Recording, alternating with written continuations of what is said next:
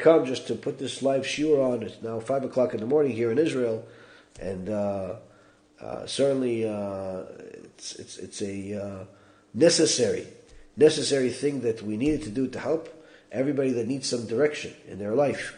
Last but not least, for some of you guys that are here in Israel and are asking about whether you should leave Israel and go back to America or wherever it is that you're from, if you believe in the Torah and its prophecies, then you'll realize that there's no safer place in the world than being in Israel, where you're next to Chachamim, next to Tzaddikim, and regardless of where you are, if you are close to Hashem, following the Torah, and doing everything possible to put yourself in a situation where you are in the book of righteous, it doesn't matter what the terrorists are doing, it doesn't matter what the airlines are doing, it doesn't matter what the government is doing, none of that stuff matters. Why? You're with Hashem. And Hashem will protect you. Hashem will protect you. Now, we know that a lot of people are not fully aware of all this. This is why we're also doing whatever we can to get some of these soldiers to put on tzitziyot, because even though some of them are atheists or completely secular, they came to us and they asked us for something to help them before they go to this war. All of a sudden, everybody's becoming interested in God again. Interested in, why is this happening? Interested in some type of salvation, some type of help, some type of end to this misery. And they all know there's only one place that can answer all of those questions with the same answer. And that's to Hashem. That's to Hashem. So, each one of us knows what we need to get strong in. Each one of us knows what we can do more in. What we're doing on our end is as follows. One, like we said, we're going to continue publicizing the Torah and the learning like we have in the past, but we have to do more to make sure that we are doing our path. We are being the right messengers. So the second thing is we're giving everybody an opportunity to join with us to help poor people that are here in Israel. Families of Avrechim, families of different Jewish people that can't work or simply have lost a lot due to what's happening out there. You want to join us? By all means. There's literally millions and millions of dollars needed, but whatever you send, you send.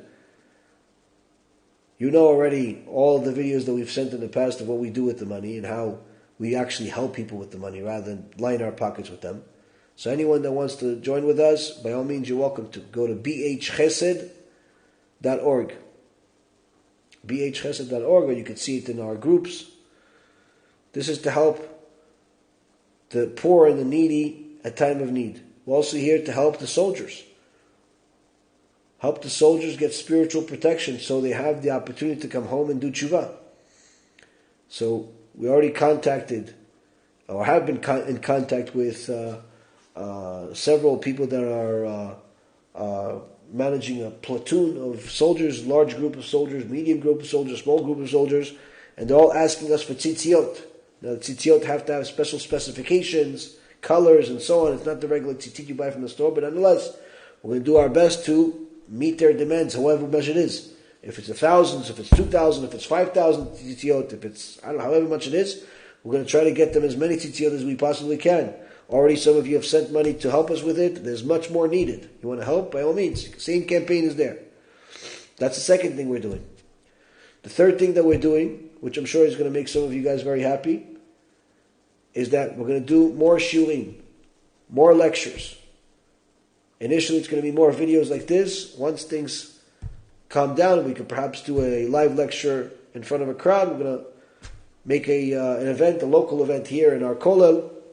Invite anybody that wants to come, learn the way we do it, but until then, we're going to do more. How many more? I'm going to try to do at least one video a day in Hebrew or English, maybe both. May Hashem give me the ability to do so.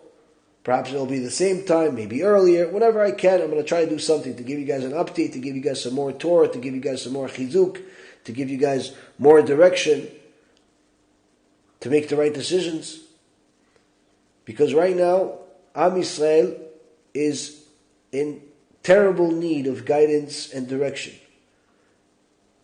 And if we could be used as a messenger to help you get to the right path, then Baruch Hashem, we fulfilled our purpose.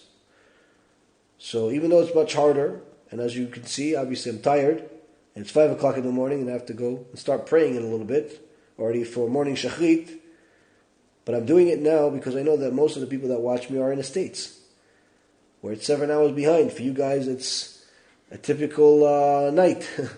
It's still early for you guys. 10 o'clock at night. So this is usually when we're only 1 hour into the lectures. So we need to do it. We need to do it. So we'll do some more videos. We'll do some more lectures. We'll do as much as we possibly can to get more material out there to improve everybody's status. What I ask for you guys is do the best you can to share these lectures, to support them, to donate time, money, skills, whatever you possibly can, to get as many more Jewish people on the right path, many more non-Jews that want to become righteous Gentiles at least, or even want to convert to Judaism. Get them on board as well. Get as many people to understand the truth from the source of truth, which is the Torah, and not from the media or from the false religions that are out there. Get people to see the truth.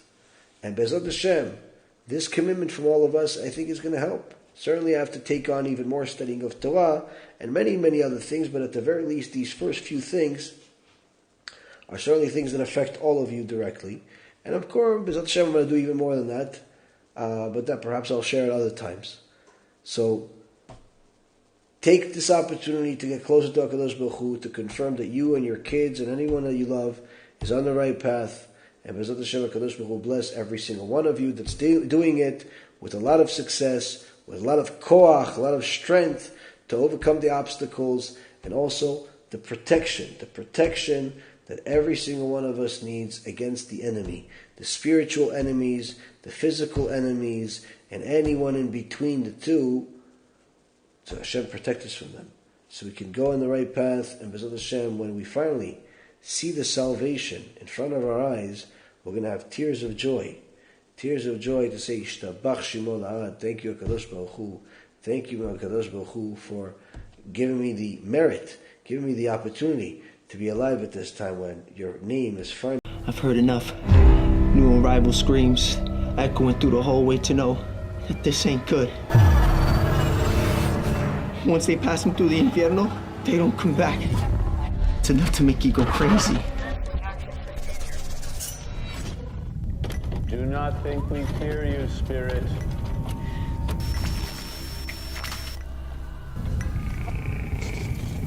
We know your power is born of evil.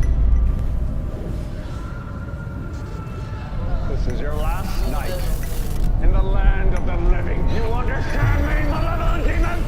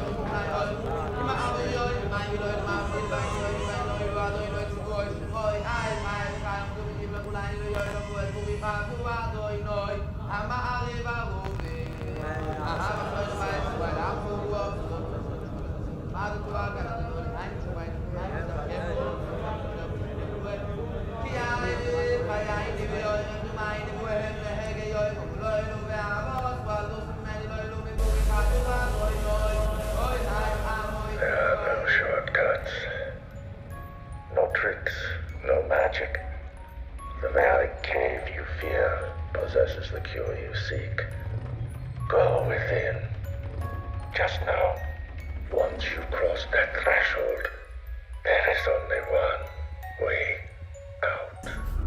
There was a rich family that lived here called the Hetheringtons, and unfortunately, their daughter passed away of a heart attack inside the house. Basically, they were so devastated that they reached out to people claiming to be psychic mediums. They actually weren't psychic mediums. They opened up a total of 11 portals inside this house and invited spirits and entities from all different kinds of dimensions. Well, I think there are certain pieces of evidence that there is an afterlife. Resurrection of the dead is affirmed pretty clearly in the Talmud and the Midrash. To be honest with you, to give this lecture is a nightmare. If it was up to me, I wouldn't. There's going to be some graphic details. This place is a maze. That person after death went to a place called Sheol. This is by far the largest near-death experience study that has ever been conducted. People go to a place and they experience weird things. And sometimes they actually will see a character of some type. Well, where did that come from?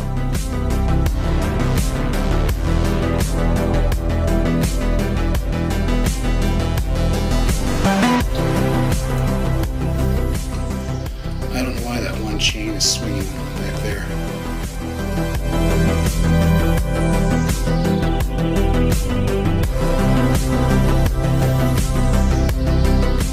They may describe feeling profoundly peaceful, seeing a bright, warm, welcoming light. Some people describe watching doctors and nurses working on them with incredible accuracy. Next thing I knew, I was above my body watching the operation. How long did you feel like you were gone? I went to a place of timelessness. And so what that means, it could have been a second, could have been 5 minutes. I don't know.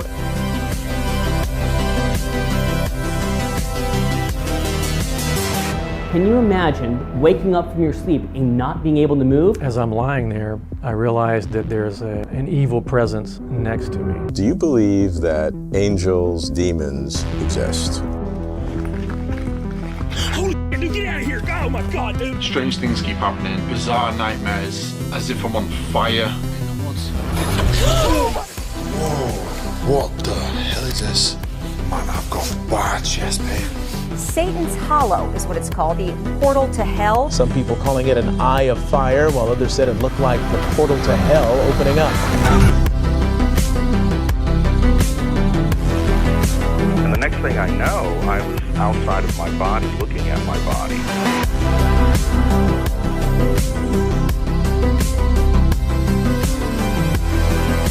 What I'm going to do is called claromancy, the art of throwing lots or throwing bones. 2,000 years of experience, passed down, recorded, of how demons work. God has them all on a leash, and he lets the leash go enough to let them tempt us, because that's what makes us spiritually stronger. I'm trying to be as graphic as possible so you understand what we're talking about. It's your ticket to reality. It's your ticket to freedom. It's your ticket to immortality. Is there an afterlife? Is there a it's God? The type of information that can keep you away from the Yetzirah. What happens to us after we die?